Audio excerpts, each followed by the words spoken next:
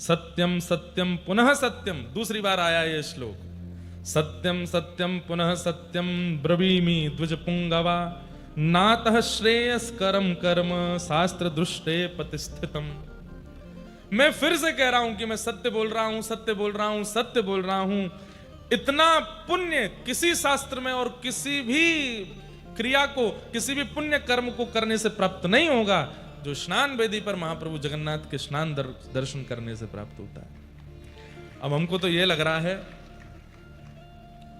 हर स्नान पूर्णिमा पर जगन्नाथ जी के पास ही आ जाया करें, सबको दर्शन करावें, अपने लाल जी का यहीं स्नान उत्सव करें, महाप्रभु जगन्नाथ जी का स्नान दर्शन करें, हैं हर साल कर लें। क्या होगा फिर? इतने पुण्य आ जाएंगे हम पे कि हमको दूसरों को दान करना पड़े, ले हमारे पुण्य ले ले भाई। लेकिन एक बात, ये करोड़ करोड़ शब्द सुनकर के आप लोग कहीं फूल मत जाना कि अब तो हम सारे पापों से मुक्त हो गए। एक बात बोलें, हम इस पृथ्वी पर खड़े हैं, यहां जन्म लेकर के आए हैं, इसका मतलब हमारे पाप भी अधिक हैं। हमारे पापों की कोई गणना नहीं है, हमारे पापों की कोई गिनती नहीं है। इसलिए महाप्रभु जी ने खोल दिए कि भाई मेरा एक दर्शन कर लो, स्नान दर्शन कर लो, कोटि पुण्य प्राप्त होगा। क्यों? क्योंकि तुम्हारे पाप तो खरबों में हैं, तुम्हारे पाप तो जाने कितने हैं, थोड़े तो कम होंगे। इसलिए कहीं फूल मत जाइएगा कि अब तो हम मुक्त हो गए। कहीं फ्लाइट में, ट्रेन में स्पर्श मत करना, हमारे अंदर बहुत ज्यादा पुण्य है, ऐसा नहीं करना। हमारे पाप तो इतने हैं कि ऐसा लगता है समुद्र में से केवल एक जग भर के जल निकाल दिया होगा, समुद्र अथा तो अभी भी भरा पड़ा है। इसलिए कहीं एक बार स्नान दर्शन करने के बाद आप मन बना लो कि बस अब तो हो गया सब, अब कुछ करने की आवश्यकता नहीं। ठीक है, पुनर्जन्म नहीं होगा, पुनर्जन्म, लेकिन पूर्व के भी तो नष्ट करने, तो हर साल जब तक जीवित हो स्नान दर्शन करते ही रहो। ठाकुर जी के रथ आरूढ़ होने का दर्शन उसकी अलग महिमा है, लेकिन कह दें तो कोई अतिशयोक्ति नहीं, किंचित तनिक ज्यादा महिमा ठाकुर जी के स्नान दर्शन की है। ये बात तो यहां पर स्वयं कह रहे हैं, नातः श्रेयस कर्म कर्म शास्त्र दृष्टे, इससे श्रेष्ठ कर्म शास्त्र में मुझे दिखता नहीं है। भगवान को स्नान करते हुए देखना, प्रतिष्ठितम। आहा, अब एक बात बहुत पते की, यदेव पुण्य मुदितम स्नान दर्शन कर्मणि, क्या लिखा है? स्नान दर्शन। अब कई लोगों के मन में संशय आ गया कि महाप्रभु जगन्नाथ जी के ऊपर जब जल पधराया जा रहा था वो दर्शन स्नान दर्शन है, या पहुंडी करके महाप्रभु जगन्नाथ जी जब स्नान वेदी पर विराजते हैं तब से लेकर रात्रि तक कभी भी दर्शन किया जाए उसको स्नान दर्शन माना जाता है। ये संशय मन में आ गया। तब कह रहे हैं, यदेव पुण्य मुदितम स्नान दर्शन कर्मणि तत्फलम वाप्नोति दृष्ट्वा मंचस्तमुच्यतम। बोले कि ठाकुर जी पहुंडी करके जब आते हैं और जैसे ही स्नान वेदी पर बैठते हैं और जब तक स्नान वेदी पर बैठे हैं तब तक दर्शन करना वो स्नान दर्शन ही है, उसका समान फल है। क्योंकि कई लोगों को चिंता हो गई कि हमने तो महाप्रभु जी के स्नान के समय नहीं किए दर्शन, लेकिन स्नान वेदी पर कितनी भी देर महाप्रभु बैठे उस समय जब जब आप दर्शन कर रहे हो उसका पुण्य अतीत है। अब एक प्रश्न और, क्या एक एव जगन्नाथ, एक एक जगन्नाथ त्रिधा तत्र स्थितो द्विजा एकैकस्यापि स्नपनं दर्शनम मुक्ति मुद्दितम। किसी ने महाप्रभु जगन्नाथ जी का जलाभिषेक नहीं देखा, बलभद्र जी का नहीं देखा पर सुभद्रा जी का देखा था, या जगन्नाथ जी का नहीं देखा, सुभद्रा जी का नहीं देखा, बलभद्र जी का देखा था। हम लोगों के मन में आता है कि जगन्नाथ जो हैं वो केवल कालिया ठाकुर हैं, उन्हीं का दर्शन, उन्हीं का स्नान वही फल देगा। तब कह रहे हैं, बोले तीनों में से किसी के ऊपर भी जलाभिषेक दर्शन या किसी का भी दर्शन मंचस्थ किया हो, मतलब स्नान वेदी पर, कभी कभी भीड़ इतनी ज्यादा, सेवाएं थी, इतने आ गए कि महाप्रभु जी दिख ही नहीं रहे, लेकिन बलभद्र जी दिख गए, तो तीनों में से कोई भी दिख गया हो तो उसका समान पुण्य प्राप्त होता है, बिल्कुल इसमें कोई संशय नहीं है। एक एव जगन्नाथ, ये तीनों जगन्नाथ ही हैं, इनमें भेद मत कीजिए। और जब महाप्रभु जगन्नाथ का स्नान दर्शन कर रहे हो तब क्या बोलना चाहिए? अब ये कल तो नहीं बोल पाए, लेकिन अगली बार आए तो बोलना है। जयस्व राम भद्रेति जय भद्रेति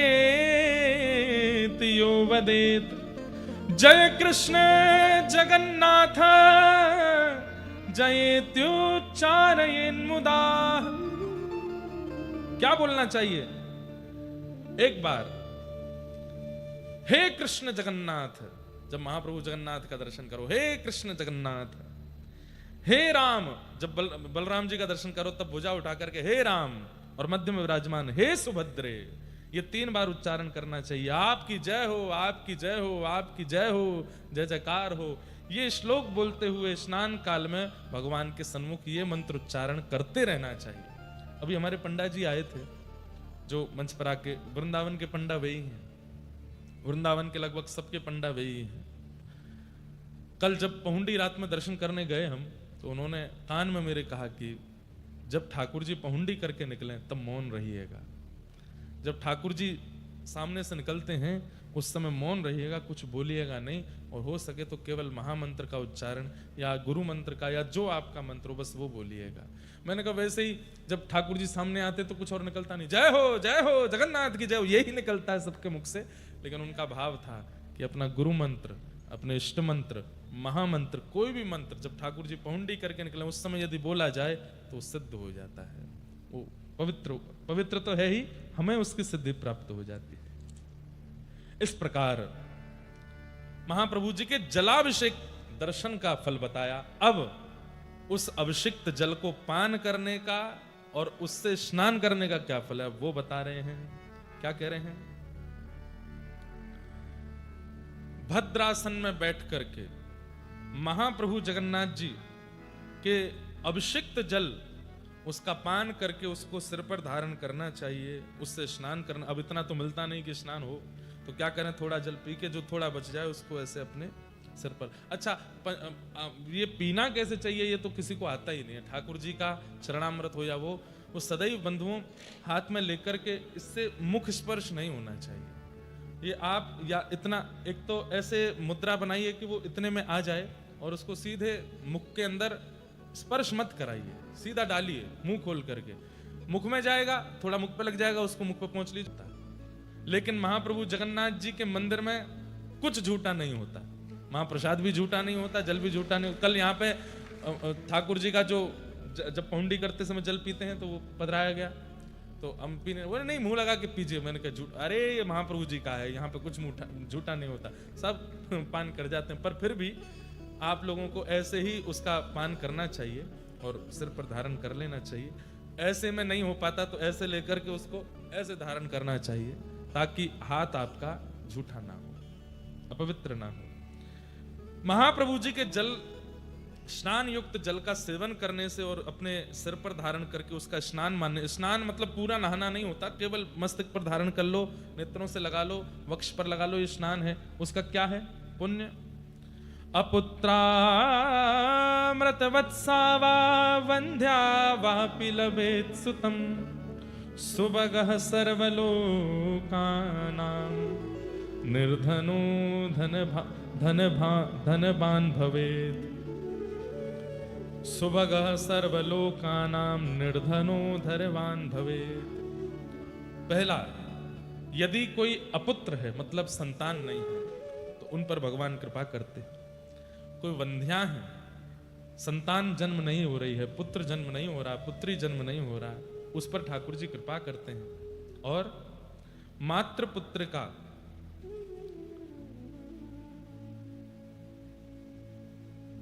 पुत्र प्राप्त होगा, पुत्री प्राप्त होगी। और जो निर्धन व्यक्ति है उसको धन प्राप्त होगा, उस पर भगवत कृपा बनी रहेगी। और सर्वलोक प्रिय होगा, वो व्यक्ति ऐसी क्रिया, ऐसे कर्म करेगा कि सबको प्रिय लगने लग जाएगा। इसलिए महाप्रभु जगन्नाथ जी के जलाभिषिक्त जल को पान और उससे स्नान करने का ये फल है। दूसरा क्या कह रहे हैं?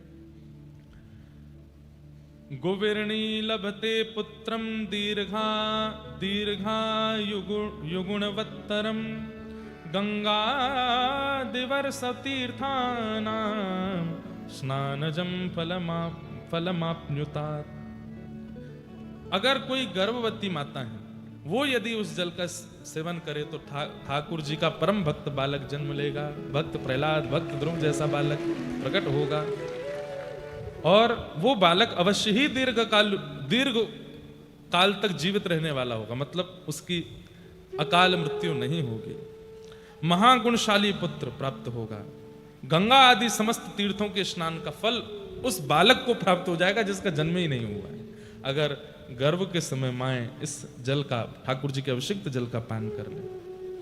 फिर क्या लिख रहा है कि कुष्ठ व्याधि युतो यो वै सर्वांग परिलेपयेत नश्यते नात्म संदेहो वाग्मी स्वाच्छस्तको विदः। किसी को कुष्ठ रोग हो गया हो, त्वचा की बीमारी, तो वो यदि ठाकुर जी के उस जल को अपने सर्वांगीण अंग पर लगा ले तो उसका कुष्ठ रोग ठीक हो जाता है और उसको समस्त रोग विनष्ट हो जाते हैं। जो भी रोग होंगे उसके, चर्म रोग हो चाहे भीतर का कोई रोग हो। सबसे बड़ी बात है कि कोई सांसारी रोग तो क्या दूर करना, लेकिन हमारे अंदर जो विषय हैं, जो वासनाएं हैं, संलिप्त हैं, वो नष्ट होने लग जाती हैं। महाप्रभु जी के उस जल का पान करने से निश्चित ही यह पुण्य प्रदायक होता है। नातः पवित्रम भो विप्रा सर्वधुन्य भोपि कर्तितम यत यत कामयते चित्ते एहि कामोस्मिकम तथा। कह रहे हैं कि महाप्रभु जगन्नाथ जी के इस जल को, इस जल की महिमा इतनी है कि कोई पवित्र नदी भी उसकी उपमा को ग्रहण नहीं कर सकता। इतना पवित्र महाप्रभु जगन्नाथ जी का अभिषिक्त जल है, उसका पान करना चाहिए। ऐसे विष्णु स्नानावशेषेण तायेन लभ्यते फलम स्नान दर्शन नजम पुण्यम धर्मात्मा लभते ध्रुवम। कितना पुण्य प्राप्त होता है उसको प्राप्त करने से, इसका तो वर्णन नहीं किया जा सकता। अतएव मनीषी गणों का कथन है कि धर्मात्मा व्यक्ति को स्नान दर्शन जनित पुण्य निश्चित प्राप्त होता है और व्यक्ति को साल में एक बार महाप्रभु जगन्नाथ जी का स्नान दर्शन अवश्य अवश्य अवश्य करना चाहिए। इस प्रकार महाप्रभु जगन्नाथ जी का स्नान दर्शन होता है। अब एक पन्ना पलट ही रहा था मैं, तो मैंने एक बात और पढ़ी, एक बात और सुनी। वो क्या? कितनी सुंदर बात। तस्मिन् काले हरिं पश्येत् व्रजन्तं दक्षिणामुखं रामं भद्रं च यो मर्त्यो न स प्राकृत मानुषः। महाप्रभु जगन्नाथ स्नान वेदी से जब वापस लौटते हैं, उसको कहते हैं ठाकुर जी पुनः पहुंडी करते हुए जब वापस जाते हैं, उस समय ठाकुर जी दक्षिणाभिमुख यात्रा करते हैं। उस यात्रा का यदि कोई व्यक्ति दर्शन कर रहा है तो वो व्यक्ति सामान्य नहीं है। हमारे जितने भी विप्रगण बैठे हैं, जिनको हम जबरदस्ती खींच के रात में ले गए, हमारे जीजा जी भी बैठे हैं, आइए पंढरीनाथ आए हैं, अलारनाथ जी आए। आज से महाप्रभु जगन्नाथ जी का दर्शन यहाँ से 20 किलोमीटर दूर अलारनाथ में होगा, तो अलारनाथ भगवान के रूप में पधारे। एक यहाँ पर एक वो लगा दीजिए, कुर्सी या सोफा लगा दीजिए, बैठ जाएंगे ठाकुर जी। श्री चैतन्य महाप्रभु का कथन है कि 15 दिन जब महाप्रभु जी का दर्शन जगन्नाथपुरी में नहीं होता तो समीप में ही अलारनाथ नाम का एक स्थान है, वहां पर महाप्रभु जी विराजमान होते हैं और वहां उनका दर्शन करने से जगन्नाथ दर्शन का फल प्राप्त होता है। बोल अलारनाथ भगवान की। वाह, आप प्रसाद लाएं हमारे लिए। जय।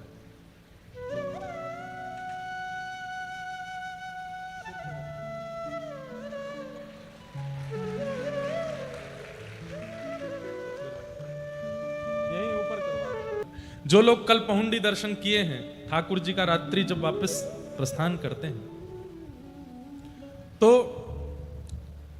महाप्रभु जगन्नाथ जी जब स्नान वेदी पर विराजमान होते हैं, स्नान वेदी से जब वापस मंदिर की ओर मुड़ते हैं तब दक्षिणाभिमुख यात्रा करते हैं।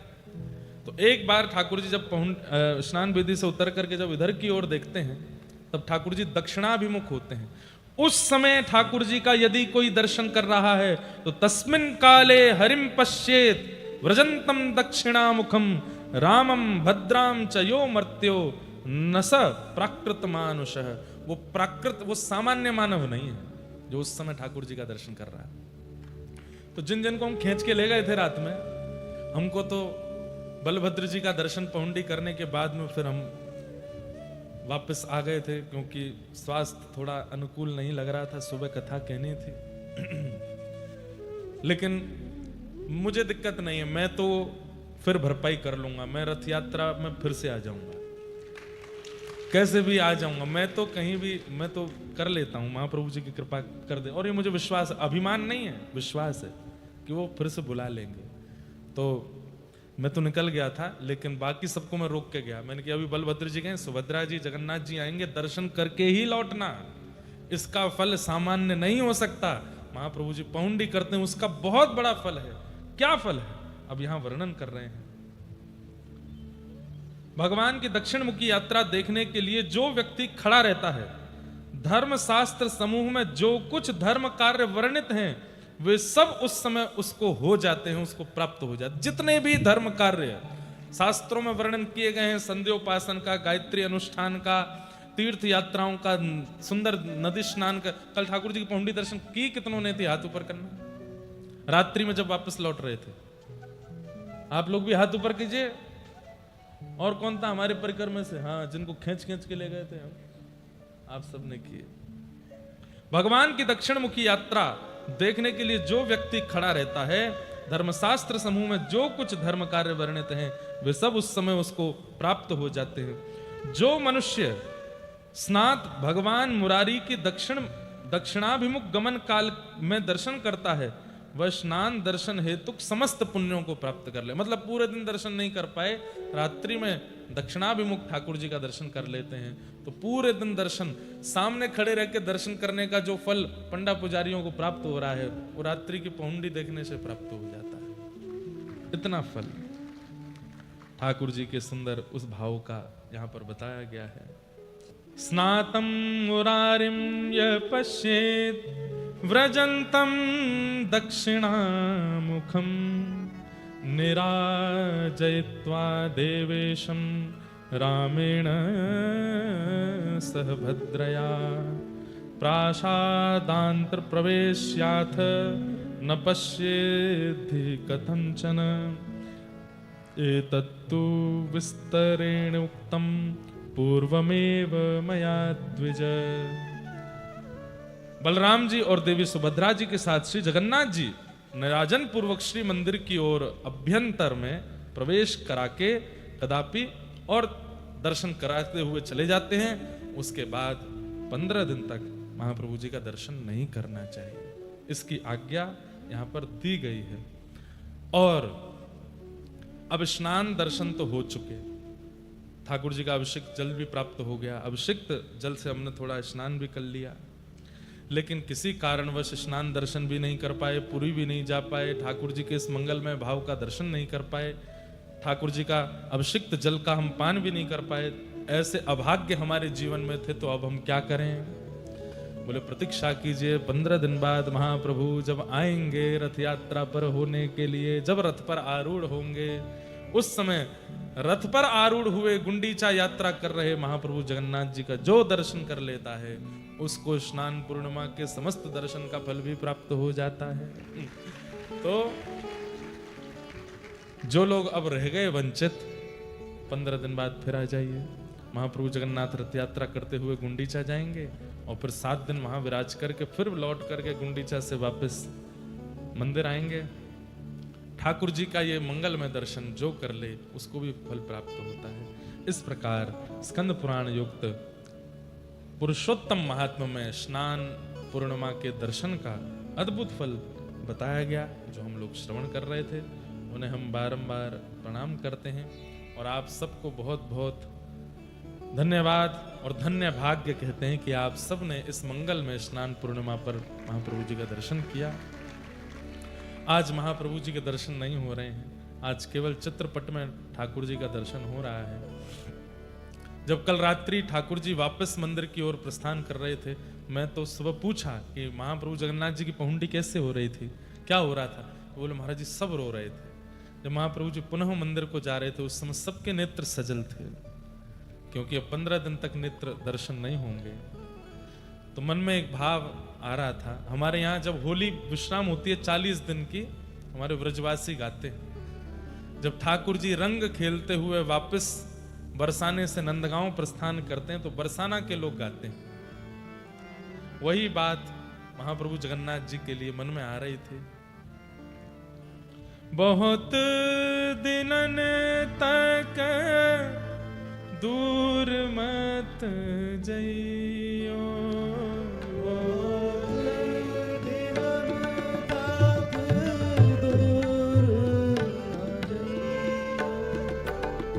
बहुत दिनन तक दूर मत जइयो,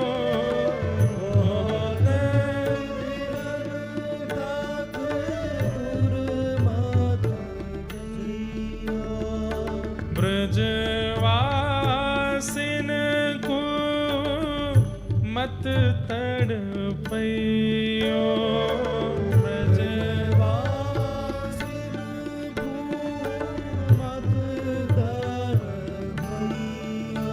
तेरे जाने से तड़पेंगे ब्रज बनिता, तेरे जाने से तड़पेंगे ब्रज बनिता, मत जा रे रंगीले फागुन रसिया, मत जा रे रंगीले फागुन।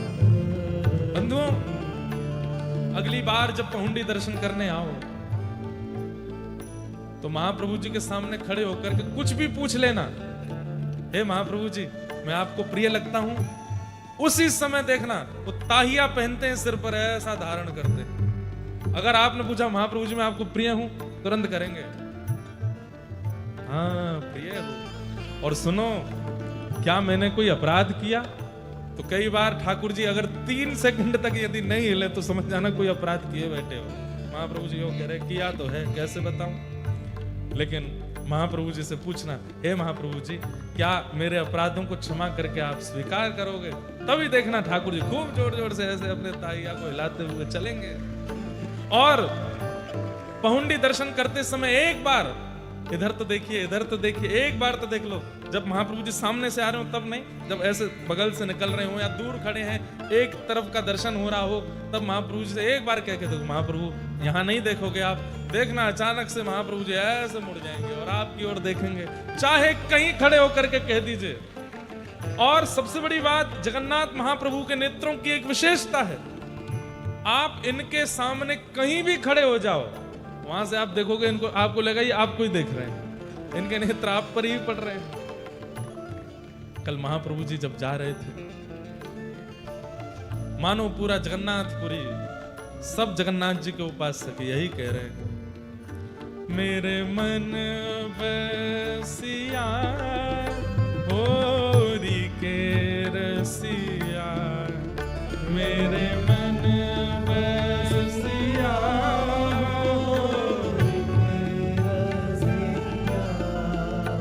मेरे मन बसिया होरी के रसिया, मेरे मन बसिया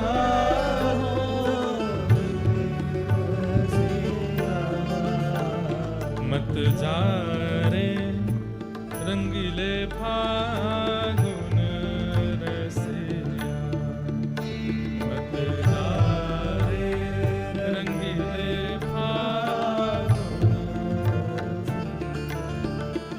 ओ मत जा रे रंगीले फागुन।